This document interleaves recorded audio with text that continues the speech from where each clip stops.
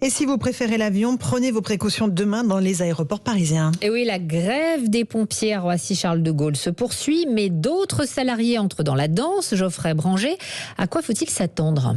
Alors pour l'heure, c'est encore difficile de savoir exactement quelle sera l'ampleur de la mobilisation de ce week-end. Ce qui semble certain, c'est que demain, 10% des vols seront annulés à Roissy à cause de la grève des pompiers des aéroports de Paris qui continue. Mais un autre mouvement devrait compliquer la situation. Un appel à la grève qui concerne l'ensemble des employés d'ADP et de ses sous-traitants.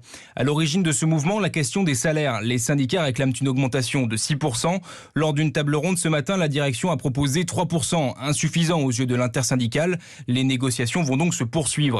Un représentant de la CGT m'a confié que l'accès aux aéroports parisiens demain sera particulièrement compliqué. Des rassemblements sont prévus devant certains terminaux et pourraient engendrer des retards, voire même des annulations de vols. La direction générale de l'aviation civile appelle d'ores et déjà les usagers à se rapprocher des compagnies pour vérifier si leurs vols sont maintenus. Elle leur demande aussi d'anticiper leur arrivée à l'aéroport, au moins 3 heures à l'avance pour un vol international et 2 heures pour un vol en France ou en Europe. Donc prenez bien vos précautions.